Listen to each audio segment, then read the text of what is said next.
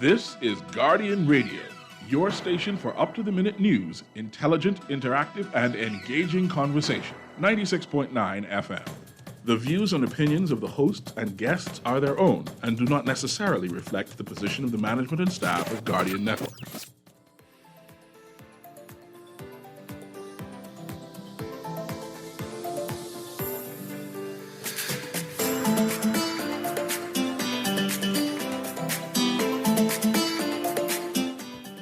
Good morning and welcome to Guardian Radio AM. Today is Friday, July 1st, and it's a little after 11 a.m. in the morning.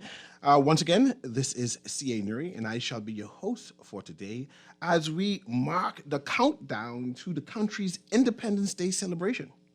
And to help me discuss the need for the country to be more independent, to be more self-sufficient, I will have with me Farmer Dennis Cates, who will be talking about food security. Farmer Cates is actually running a bit late, so that leads me to have an open line segment to discuss one particular thing until he comes in. And today, this is my concern. My concern is about the utterance of the Reverend Commissioner Roll, right?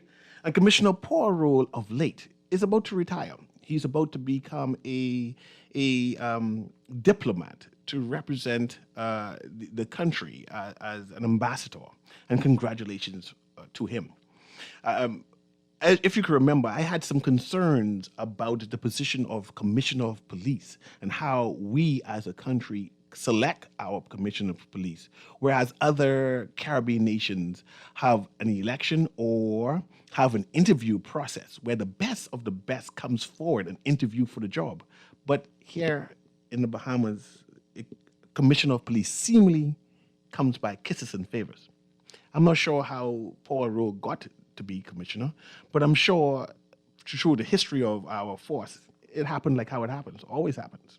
And our next commissioner of police will happen like how it always happens, where political people appoint someone they want. But that's not my issue here. And this is the time where I miss a former assistant commissioner, Thompson. And one of these days, I would love him to call and perhaps arrange for a day that we can come, the Trinidadian gentleman who's called the radio station, that he could come here and discuss commissioners. What should commissioners be about? You know, the characteristics. What is the do's and the don'ts, or what is taboo? You know, so if you're hearing me out there, I wish that he'll call and we could arrange a date that I could just discuss the nuances of being a commissioner of police, because I am unsettled, I am uneasy, I am uncomfortable with these recent utterances, these recent frank interviews of this honorable man. Now, clearly, the commissioner is saying that he was, they use some words, and in fact, the idea is that he had some grievances about the former administration, that he, in fact, wanted to quit. This is the second time that the commissioner said that he wanted to quit. One, he said that he wanted to quit because he wasn't getting promoted at all, and other persons were getting promoted over him, and all of a sudden that he was eventually promoted to be commissioner of police. And now we're hearing that he wanted to quit again and give notice that he said that, suggesting that senior police officers were being victimized by the previous administration, and that might be so. And if he's saying it, it must be so. Like I said, he's an honorable and noble man, so I don't question it. My question is that the Commissioner of Police is a constitutional position. The good German has tenure. No one can dictate to the Commissioner of Police. And if they try to dictate to the Commissioner of Police, he can say no and give reason to the press and say, I'm being pressured to do certain things which I feel uncomfortable with. And all of the Bahamas, rightly so, will come to his aid because we understand the importance and the independence of that particular position.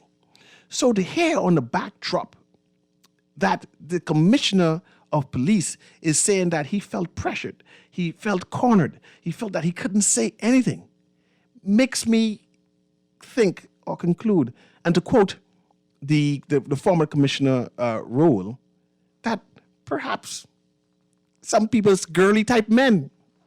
And I ashamed to say it, but I now concerned whether we had a commissioner who's a girly type man who could not portray his strength and evoke his constitutional right to protect the force. It seems as if our police force was under attack, and he, in his constitutional position, allowed it to happen. And nobody's going down that road to question him, to challenge him, to turn their back and say, I am ashamed that you feel comfortable to confess this, because it now makes question about all of the former commissioner of police. Were they too pressured to do things? What all were you pressured to do?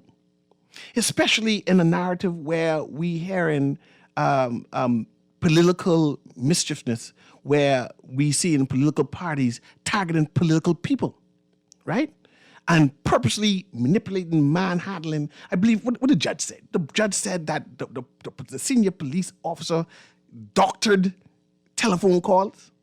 And I wonder if, God, no, Lord, I can't even say it, you know? I wonder, but I still wonder, what type of influence? Was there any influence regarding that? What did he allow? You know, because it was a police prosecution, right? He in charge of the police. His signature means something. He can say, no, we're not doing this. And I'm going to stand for right and justice because I am a decent and Christian man, and no one can dictate to me anyhow, because I'm see, our Constitution only call about two positions that are constitutional. You know. They call the Prime Minister. There's three. Let me tell you. They call the Prime Minister. They call the Attorney General. They call the Minister of Finance. And of course, they call the Commissioner of Police. Imagine if we had that the Attorney General could be pressured, like how the Commissioner of Police said he was being pressured, that he refused to do things, but it became overwhelming. Imagine we had someone, the Attorney General, say that. How should I feel? Imagine the Minister of Finance, right, who is in charge of all the finances of the Bahamas, say, well, I felt pressured to do these wranglings, so therefore I did it. How can we allow our commissioner to just say it?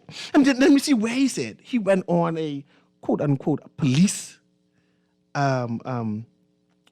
radio station, right? Where subordinates underneath him who needs to respect the authority of the police force, the integrity of the police force, and confess that, hey, I was being manhandled. Then warning the future commissioner of police not to put the police force in some type of way, when we know he too was a political appointee. You know, oh Lord, I don't understand. I'm not sure, listeners, if you understand what the commissioner of police did to us, did to our force. And see, and when I was concerned several weeks ago and asking, you know, we need to do better on how we choose commissioner of police, that we need to have that discipline of the defense force, because they're allowing all kind of green crocs to be worn, people scaling government walls and doing all kind of things inside the most sacred house in the Bahamas. And we just flippantly say, that's okay, it's the Bahamas. This ain't no real place. These things happen. I am concerned. See, I want to talk about farming, man. And kids need to hurry up, because what I'm talking about now, what I am concerned about now, I believe the entire Bahamas needs to be up in arms. I believe all of media needs to be asking the commissioner of police, what exactly are you trying to say? Because what you say now, what you're uttering now, is insulting to us as a people. He was pressured in his constitutionally appointed position. I think the commissioner of the police is the only one who could arrest a prime minister or anyone inside the Bahamas. It seems that if it was a major situation, that he would have been pressured not to be able to do it. He had to wait on instructions. He said he had to wait on cabinet. You know, he didn't want to let go his senior officers, and that he told them, no, you know, you all do it. You all sign the paper, and I'll read it. I'm not going to put my signatory on that. Right? And people comfortable with it. There's no up in arms. I wonder if these things could happen inside the great United States of America. I wonder if these things could happen in the Caribbean, all right, with Jamaica and Barbados or any of that. You know? But I see I have a caller here. And like I said, I'm waiting on Farmer Cates because I want to talk about farming and food security on this Independence Day. And I don't necessarily talk about the commissioner, but I'm concerned. That's why I need Thompson. I need that Trinidadian man, that Trinidadian Bahamian to call. I need to sit down with me so I can put some question on what it is to be a commissioner of police. But I have a caller here. Go ahead, caller. A pleasant good morning, sir. Good morning, man. How you doing today?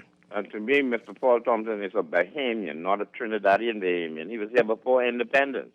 That makes him a paper Bahamian. That's even worse. No, he's a You know, Bahamian. as you know, Bahamians come subjects. after independence. So you British subjects, and he became paper Bahamian afterwards. All of us were British subjects. Yes, that's what I said. And all of us became paper Bahamian after that. Once you agree.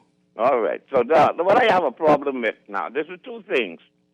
This thing, what I'm reading, what I'm listening about the Commissioner of Police, and him being forced to let some of his generals go or transfer them to different government departments, become security heads of security departments and things. I thought he was not supposed to be. His position was that nobody could tell the Commissioner of Police what to do. You sure? This is what I heard. But what I'm trying to say is another question I wanted to ask. When you and I work in some place and we retire at 65, or they try to get us to 70, 67. When we go home, we go home. Now, if we have our own business, we can start our own business, or somebody place might pick us up and say, we want you to come work for us until you get 78 or until you die. But what I understand about the Commissioner of Police position is it appears that every time one of them resigns, they don't go home. The governments always give them another job as an ambassador somewhere in England, Canada, or somewhere. But how come, what I'm saying is, Mr. Newry, how come the average Bahamian, we got to go home, get old, and die, but they still get another job. Plus they get pension. We got to pay them for their pension, and we got to pay them to be the ambassador in England. How come they need another job, and me and you don't need no other job? We just go home and die? Hello? And one must understand and appreciate that the position, the constitutional... But what's the deal? Is that a constitutional deal that every time a commissioner resigns or forced out of office, well, we could give you a package deal? You get off because we can't control you. You is the other boys commissioner. Now we need our own commissioner under our government so we could give you this deal. Get your pension, and then we could give you another job somewhere else. So you got two jobs now. The rest of us go home and die. Have a good day. And I appreciate you, Sparky, and I appreciate the passion you have in your voice. But like I was saying before, the position of Commissioner of Police is a constitutional position. They also have tenure. You serve until your retirement, or so it is, right? So when you see that the Commissioner of Police is asked to move or hinted to move, because at one point in time he wasn't prepared to move. He said he have time, right? And then the next time he said that he is prepared to move. So we assume that perhaps they're making way for a different commissioner. And if they're making way for a different commissioner and the current commissioner has tenure, you need to negotiate. You need to negotiate, and we offer them a part-time job, or at least a full-time job, with pension. It is what it is, and this is how our system is. Is that another call, producer? Ali? Put that caller through. Happy pre-independence caller. Thanks for calling. What's on your mind? This is talking voice along with you. How you doing, Bremen? I'm holding. I'm doing like I need to be doing because of I shall pray for you, Bremen. You pray for me? Yeah, man. You need to pray that those police and things do their work, right? We have good police officers. That's what you need. We have good police force officers. Fight off. But Sparky, what it's called is called moonlighting. You're not giving the other people a chance, and it's wrong. You see, the Now the commissioner who on now, I heard him on the radio some time back talked about he being there 40 years. You know what I'm saying? Mm-hmm. Now the thing is, what are you saying? Now he been there 40 years. In other words, it's time for him to go. But then all this ugliness came out after, you know what I mean, he made that statement. You see, it shows you the filthiness that's been going on in that organization. And it causes Bahamian people not to be getting justice. And that's wrong. Okay? They need to fix that. You know, people don't like when I want to say these kind of stuff. The thing is, we need to recruit some policers from America. Devil's a liar. Huh? Oh, go ahead. Continue. The devil might be a liar, but then you're not making the devil truthful by having the people who are in position to do the right thing.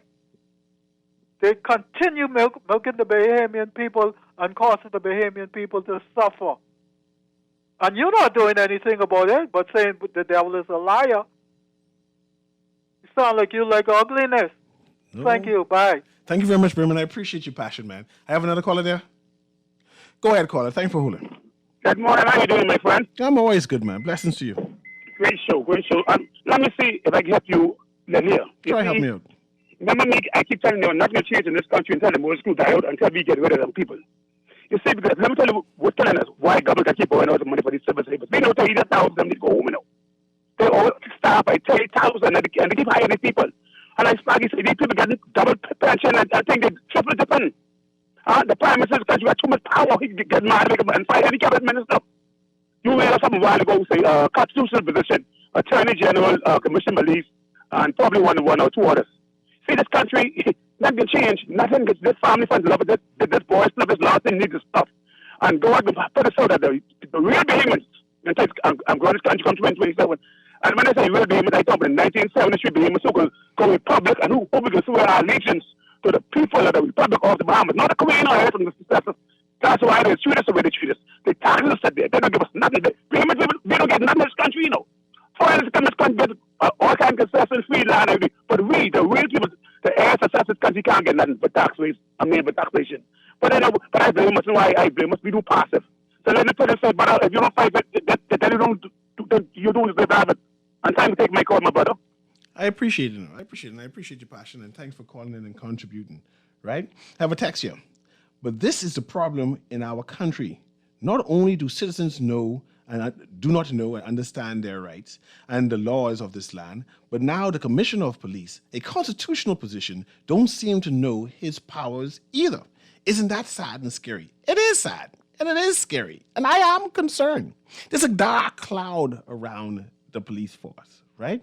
And I am uneasy for it because I think, this is just me, I think that the commissioner's recent utterance added to this dark cloud. I remember once upon a time when the police force couldn't show political colors. They couldn't wear political T-shirts. And I remember a prime minister saying, no, that's their constitutional right to be political, and vote for who they want and wear whatever colors, right? And then the culture of the police force changed. Now we having senior police force officers, senior commissioners officers are campaign generals. We see them campaigning. We see them in their colors campaigning openly, as generals in elections, right? And now we want to question why there is confusion and why people are concerned about the police force. I'm concerned. I have another caller there. Go ahead, caller. Thank you for calling. Yes, good afternoon. Good morning, Mr. Newry. How you doing, man? I see you have taken issue with the Commissioner Paul Roll, a very fine gentleman. The most reverent and honorable man. Yes, he is a decent man. All of our commissioners were valiant. They are full of valor, truth, and they respect God, Jesus Christ, and the Holy Spirit. Amen. I call in defense of all, from the late Gerald Augustus Bartlett. Okay? They were always manipulated and forced out of office. The former Prime Minister Hubert Alexander Ingram has it etched in the annals of the House of Assembly, where Mr. Bartlett in 1987 was forced out of the police force. We know why, and we shall share the history at the Paul Fackerson Center. Mr. Paul Rose is to be commended because many police officers who are suffering now, who have not been paid because they work the reservists and every form and every other malicious deprivation done to them was politically motivated, and it was never by former Prime Minister Hubert Alexander Ingram, Mr. Christie, or this present Mr. Honorable Paul Philip Braze Davis. Okay, that will be corrected, and it shall be shared through former Prime Minister Hubert Alexander Ingram. God's leaders lead us. Thank you, sir. Berenice Johnson. Have a nice day. It's always good to hear your voice, Veronique. I haven't heard you on the radio for a bit, but thanks very much for calling and giving your input. And I don't want to say or disparage any of the commissioners of police. I believe these are decent and honorable men. Particularly Paul Rule. I am familiar with him. I know him as a good and decent Christian man. But I'm talking about this particular issue, right? I don't want to question his character. I'm talking about this particular issue regarding that, to me, he didn't stand up and know his role. Like, he didn't understand the job. And that what he is doing now, trying to exempt himself, separate himself from the former administration's follies, he ain't coming out right. It don't taste good in my mouth, and I'm going to spit it back out and say, no, I can't appreciate that. Is that another call, producer? Ali, that's another call? No? It is? Go ahead, caller. Thanks for calling. Hi, good morning. Good morning. How you doing? I'm fine, and I agree with what you're saying, because if he's saying to keep politics out of the police force, it's much too late for that. From time and again, politics have always played a role in who sat where in the police force, because there are persons in position there of positions that are made up. That there's no such position. Certain positions is not in their constitution, but it was made up so they can put people at higher ranks. Because now they have not just deputy, but they have senior deputy, not just assistant commissioner, but senior assistant commissioner. So if you have an office and you're the commissioner, and then you have a deputy commissioner, where does the senior deputy sit? What does he do? You understand? So I think they have, from time and again, especially after the 2012 election, they had a lot of persons placed in a lot of positions that was invisible, but they were still there. You had persons who were being paid to be on the police force, but they are home. And there was a lot of foolishness going on, and politics has always played a role, and politics might have been how he got where he got. You understand? And this gentleman who's taken over from him, obviously, everybody saw what he did during his time out. So we all know how he got his position. Don't be questioning our commissioner now. I see your frustration, but no, we see God is in control, and we happen to inherit good commissioners. I just don't like the process and how it looks. So I don't want you to question the integrity of our new commissioner. No, not their integrity. Never their integrity. Because I can see that they're men of honor. However, it's how they are going about getting these positions, and I feel like their integrity should stand a bit higher than the level that they are bowing to.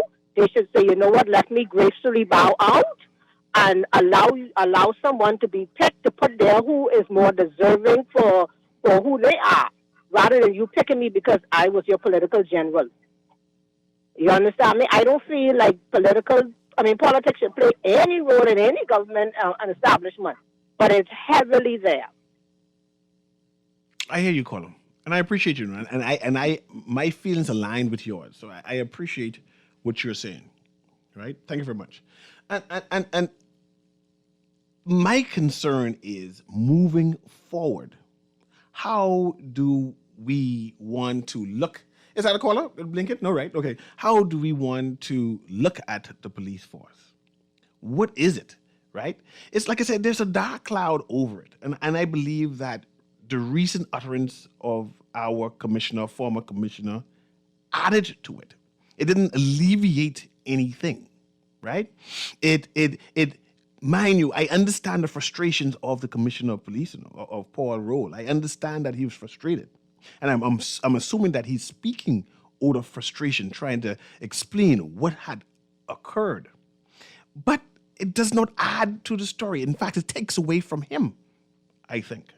I think it truly does. Because it tells a tale that he was not in control of his force. Now, I believe that during the last administration, a certain minister wanted to be commissioner of police. That's me. That's my theory, right? So when he be able to become minister, he just ran shot. I believe that's how you pronounce it, ran shot, straight and say, but I in charge. I will tell you all how to police. I will tell you all what we'll be prosecuting and what we'll be investigating. But as the commissioner of police with a constitutional position, who have tenure, who can push back, right? Who can speak publicly and we all would listen because we understand his authority. We appreciate his authority. You can evoke your authority. To say that you did not do that, that you yielded, that you were vexed, that you became emotional and decided, say, man, I'm mad. I can take my marbles and go home. You all need to go find someone else, right? I need my former team back, right? And y'all victimizing the whole force. And you did not say anything. But to come out afterwards to say, man, there's a term for that. And the term for that came from one former commissioner who said, a bunch of girly men. This crying is about a bunch of girly men. That's what I see. I see girly men complaining. And I don't like it. I don't like how it makes me feel as a man. I am concerned. And makes me be more concerned that we have a senior women deputy commissioner who I think is being overlooked. I sincerely think she's being overlooked. And it seems as if the commissioner in his utterance, in his narrative, is saying that perhaps she's unqualified. That's what when you hear him speak, this is what I discerned. And I said, you, man, it's better that you be quiet, man, because you're making this situation worse. I have another call. Go ahead, caller. Hey, how you doing? I'm doing well. How you doing? This punky day. Yes, sir. I recognizing voices now. Can you imagine that? Yeah, man. I've been around a long time, man. Good. Can I write to exercise my constitutional right of expression? Once you don't get me sued and get me fired of this No, gig. I know about defamation of character. Yeah, man, because I'm trying to keep this thing. No, I'm not expressing defamation of character. Yeah, just make sure I'm trying to keep this I'm thing. expressing my rights to my commissioner. You know, in all essence, I think that the cleanest commissioner was Clean Slate. I feel that I chose the last commissioner, Paul Rowe. But I think, in my opinion, in my constitutional opinion, he allows himself to be dominated by the former Minister of Security. And by the former Minister of Security, who was the deputy commissioner, I think he abused the power in his capacity as my Minister of Security. You follow what I'm saying? Hello? I'm listening. Go ahead. Oh, yeah. So I think it made the commissioner look bad. But I thank God that the Prime Minister still maintained his integrity by appointing him to a new post. I like that. But I hope this new commissioner that comes in understand his constitution and don't let any politician, including the Minister of Security, dictate to you. What? Pardon me? What do you mean by that? My point is, I appreciate that. But now we understand that this is a culture of the force. It seems as if all of the commissioners of police had politically influenced because of how they came about. The only way we can change that now is if we change the system. Not all of them, because we don't have proof for that. Not all of them. I feel that Mr. Greenslade was the most, I used to call him the cleanest commissioner that don't bow to dictatorship and don't bow to anything else. He cleaned up the force when the force was corrupt by the commissioner before him. No, just take that back. Huh? You can't be saying things like that because I don't know, but the force Alleged to being be corrupt. Alleged. No, the alleged don't change the wording. Our police force has never been corrupt. Now you can continue, but you can't say them type of words. Well, yeah, I take that back for you, for your show. You have the show, right? Governing show, you want to govern it. But I feel that what I can use the word clean up though. I feel that clean up is good. Right. I feel that the cleanest commissioner of clean up the force. But we all know. Remember the police brutality. Police brutality stopped under Green's Lake. Former commissioner had these police brutality never was checked when the clearly complaining about I'm being abused, I'm being forced to confess. That was stopped. The standard, psychology standard was put in place. Like you saw in the United States, they don't beat you up. They question you, they use psychology on you. That was put in place by Mr. Greenslade. And I hope that continue. I don't know if that continue, but I've been confronted by a lot of police who give Mr. Greenslade credit. And I believe somewhat Mr. Paul Road carried out those credit. Paul was an honorable man. I'm talking about his recent statements. I want to pick him. Yeah, you picked me. You're the one who selected him. I didn't know that. Yeah, I have a right to collect, right? Yeah, okay, no problem. I mean, it might not be paper for you, but I have a right to say I chose Paul. Yeah, you have your stripes. Yeah. But I like the one coming in. I like him. I think he'll do a good job. I heard good review on him, and I welcome him on July the 3rd. Mm-hmm. Yeah, I welcome him. What you think about him? I don't know none of them personally. No. I don't know him personally. My job as a Bahamian citizen is to support our police force no matter what. Now, there might be one or two things I do not like, and knowing my nature of who I am, I would definitely challenge it. Say, I do not like this, and I don't like, and this is the reason why. But I can say, from the beginning of our police force to now, we've all had decent and honorable men. And like most men, there might be some faults about them, but that doesn't take away their integrity. We have the commissioners, all the commissioners of the force had great integrity and great wherewithal and wanting to do better, right? So I appreciate that. Of course, you all find negative and positive. People all find negative and positive in you. But the most important thing is how you transmit that, so people can see more positive in you. Yes. But Punkanita, I definitely enjoyed the engagement. Thanks very much for calling. And I guess I must repeat this, even though today I wanted to talk about farming and food security, and I end up talking about the commissioner of police instead, right? I am not questioning the integrity of any of our commissioners. I find all of them to be competent. I might question the process on how we choose commissioners. I might question the process in terms of the qualification on what the commission should be.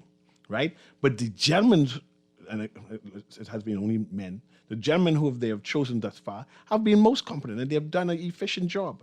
But now I'm questioning them and talking about this recent utterances of our commissioner, and I don't think it's appropriate. I don't think it's appropriate because of his position. I don't think it's appropriate for where his position he's going to get now, and I don't think it's appropriate for what he is conceding that he did not do for as his constitutional right. But I do have another call there. Go ahead, caller. Thank you for holding. Good morning. Good morning. How are you doing today? You know, I like to stick with farming. I'm doing quite well, thank you. We have some people, again, not allowed to talk names or about it. They're trying to do some farm, and they get harassed, but that's another story. So I think you should address that before we talk about farming and at the same time hindering some farmers. But I want to ask you, you've been on a farm? And because the conversation is about farming, I will entertain it, even though we're talking about the commission until the farmer come. I have been on a farm. I've been on a chicken farm to buy eggs. They had a number of chicken farms. I know I had this friend named Pedican who had a nice chicken farm there. I go to the farmer's outlet on Cow, that's what it is, Gladstone Road, and buy my stuff from there. So yes, I've been on the farm. All right. My grandfather had a tree with 6 fruit on one tree. Could you believe it? 6 different citrus on one tree from grafting. So let's move on. On those farms, did you see any water used to water the plants? Of course you did. How did we get that water out of the ground and through a pipe to the plant? With a pump, right? The pump needs electricity, correct? So you see where I'm going with this. Not really, but letting you speak. Well, if you don't have energy security, a sure way to have some kind of power going into that pump to pump the water on the little plants, you ain't going to have no food security. So everything starts with energy security. And yet again, there's another question. What are we doing about the energy, clear and present danger of energy security in our country? Because if the energy prices go up, the water pump price goes up, the food goes up. So that's energy insecurity because the cost will be where we can't afford it. So it all starts, as important as everything is in our country, starts with energy. And if we're not focusing on energy, which we're not, I tell you we're not. I challenge anyone in this or last government or any future government or anyone who thinks they're smart to call your show and tell me, what is our energy security plan that leads to food security? Are we just waiting to see if the cost of diesel will go up or bunker C will go up? Because it's going up. Your car gas went up. What happens when the car gas goes to $10, $20 a gallon? What is the plan? See, because you got to get the fruits off them lovely farms you've been on to market, unless you just could do them on the side of the road like, people who may not have any kind of permission does, which is a joke and an insult to us who have to, set up a food store, truck stuff to it. So it's a whole breakdown. I tell you, and I'll leave you with this, I think we're a failed state. What government organization, past or present, is operating to 50% efficiency? I can leave you on that one, eh? I appreciate your commentary, Graham. But right now, we're going to take a break. It's Guardian Radio on the AM. This is CA Newry, and hopefully on the other side of this break, I'll be able to talk farming, and hopefully Kate will be here. Call us at 323-6232, 325-4316, 325-4259, and join in the conversation. I see you there.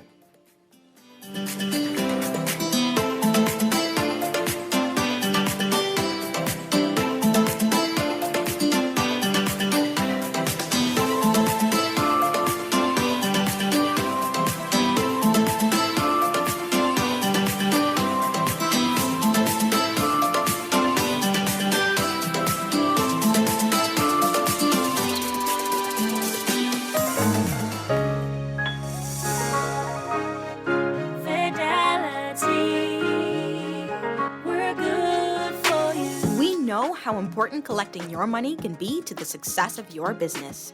Start your relationship with Fidelity today so that we can show you the many options available to you with our merchant services.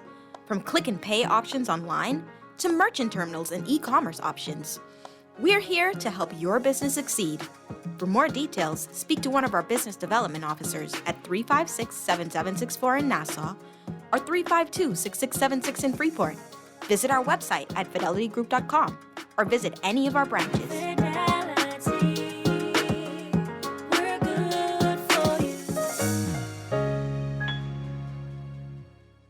Always on the go? Missed the show? You can now listen to Guardian Radio talk shows anytime, anywhere on Spotify and YouTube by searching Guardian Radio 96.9 FM or by entering the name of your favorite show. You can also listen by logging on to GuardianTalkRadio.com and clicking on the podcast tab. Guardian Radio, continuing to provide you with fresh news and smart talk anywhere, anytime, all day. Girl, Junior just showed me Bella Boy in his phone. What you mean? He take picture of that good-for-nothing boy? Shh, you don't want Bella here. You say that. You know she always say that's my good child. So what he doing in Junior phone? Oh, he there because the police looking for him. He on their wanted list. Wanted persons in your phone now? Yes, child. And when police want to find anybody quick, after something happen, they can send pictures direct to your phone. Go to Google Play or App Store and search for Crack Crime Bahamas, then pick install and it will go straight to your phone. There is also a section on missing persons. Yes, girl. Everybody needs to get this app so police can tell us right away when these people go missing. Just like an alert system. Yes, it has numbers for Crime Stoppers Bahamas so you can call and nobody knows it's you. Call directly to Miami and give the information without giving your name or anything about you. I tried the other day and when I hear Junior and his boys talking about where they hide those guns, I walk quick round the corner and call that number. Call 328-8477 from Nassau or 242-300-8477 from the Family Islands. The most important thing in life is family. And whenever you need reliable advice, you look to the people you know you can trust. At J.S. Johnson Insurance Agents and Brokers, we earn our clients' trust every day. Whether it's home, motor, travel, or commercial insurance, we've got you covered. Call 397-2100 or visit jsjohnson.com. JS Johnson Insurance. Peace of mind.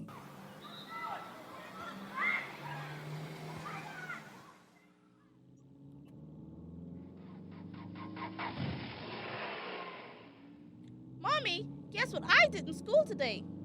Hold on, sweetie. Mommy's sending a text. But Mommy, my teacher said that you're not supposed to text and drive. I know what I'm doing. Oh, look, Mommy, the Smith twins. Mommy, watch out! In 2017, approximately 54 people died as a result of traffic accidents. A percentage of these fatalities occurred as a result of texting while driving. Just taking your eyes off the road for 5 seconds can increase your chance of crashing. Remember, even the smallest voice counts. Texting. Brought to you by UB Radio and Guardian Radio 96.9. This is Guardian Radio 96.9 FM. Fresh news, smart talk, all day.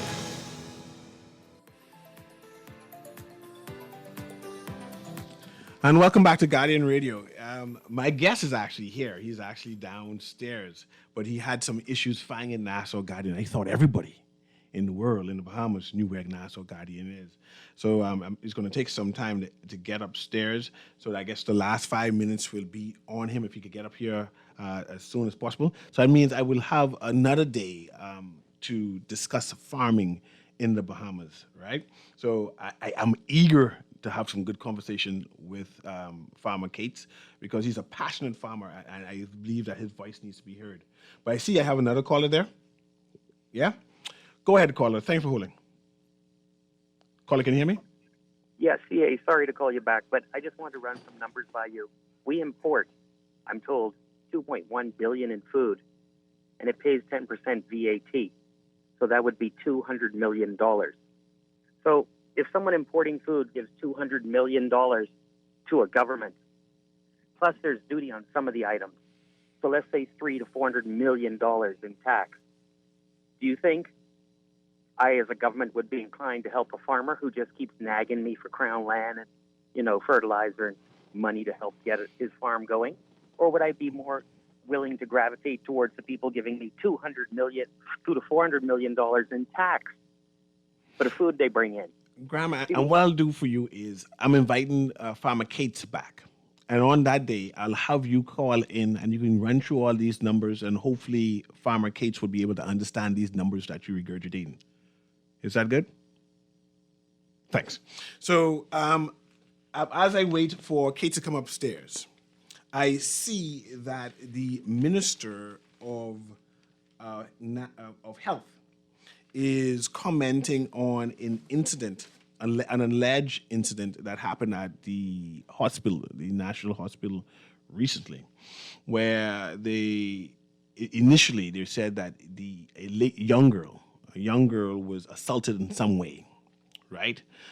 Since then, the Minister of National Security apparently had his forces had interviewed the girl, and the girl denied that such thing happened and said there was a miscommunication somehow, and or the security officers did not see what he claimed he had saw, right? But I see that the Minister of Health now is joining onto that conversation and saying that an incident did happen and that they're going to beef up security. So I'm a little concerned about this mix-up narrative about that. But clearly, moving forward, the hospital need more security surveillance, more security manpower, etc. I see that the Commissioner of Police, former now, Paul Roll, mentioned that the case with the Minister of Housing and one of his fellow police officers is still pending. It's still an important investigation that is under investigation now. However, and listen to this, however, he has yet to interview Jobek Bethel. He said he removed himself out of it. No one has yet to speak to the minister. No one has yet to speak to the police officer who is on sick leave due to his injuries, apparently. Apparently, his force is allowed to go on sick leave for injuries without seeing the injury, without knowing what's happening. No one interviewed the police to say, man, what's wrong with you? You okay? No statement has been had. He said has been no official complaint, just people talking in the open. The police, who allegedly say he got hit, has not come and give a statement, even though he's on sick leave. The minister who said, man, I have some issues with this thing, and I believe that the man behaved badly, and I'm going to lodge an official complaint, has yet to come to them as yet. And this is where we are. This is the type of force we have. And this is the good gentleman who is speaking on behalf of us, right? But I see I have another caller there. We can patch that caller there. Go ahead, caller. Hey, good morning again. So I am betting, I want piece of crown land for this. I am betting that is going to just disappear and we're not going to hear anything else about it. Because the way the system is set up, I don't think that's going to go any further. Okay. And if we hear anything, it's going to be saying that the officer decides not to press charges, or they didn't find anything, or it's going to be some wayward something. I think anyone has started. Good. So anyway, I have Kate finally here, and Kate, can you hear me there? I can hear you. And I know I have a short 3 minutes, so you know you owe me another interview because I want to talk to you. But before, let's talk for the last 3 minutes. And I want to hear you to introduce yourself to the audience so they can know who you are. So when you come back again, we start out from a different point. Explain your farm, what you sell, what you produce, and what is it that you try to do. And I give the mic to you. Go ahead. Good morning, Bahamas. This is Dennis Cates, the farmer from Cowpen and Golden Arts Road. I've born into the farming industry. My grandfather was a farmer, my father was a farmer, and I am a farmer, and also my children are farmers. And now I'm training my grandson to be a farmer. I raise livestock, some fruits and vegetables, but mostly livestock. I'm a lover of animals. I'm a lover of life in itself. You know, let your food be your medicine and your medicine be your food. That's my philosophy. No farms, no foods. And you have to eat healthy in order to be healthy, to have a healthy mind, in order to be a real productive person in this world that we live in. Mm-hmm. So you're very vocal. Everybody knows Farmer Kate. We understand your passion, your concerns about the industry, and you have a number of concerns that you want to voice. And mind you, I don't have the time to flesh it out, but give me two things that you find frustrating with farming as quickly as you can do, and then two great things that you like with farming. Well, first of all, let me say I'm the president of Farmers United Association and Co-op, and I find it very frustrating that we have consecutive governments that have put the farming industry on the back burner, because I, as a farmer, has lost numerous amount of livestock and other farming equipment to thieves in this country. And not only that, the farmers are not given the first choice of having land to farm on. So when you come back, that's where we're going to stop. I'm going to make my appointment with you now because this is the conversation I want to have. And I know you had difficulty finding the place, but we can start over. I'm dedicated to having this discussion with you. But this has been Guardian Radio in the AM. My name is C.A. Newry. And when we come back next time, we'll be here with Farmer Capes. Have a wonderful day.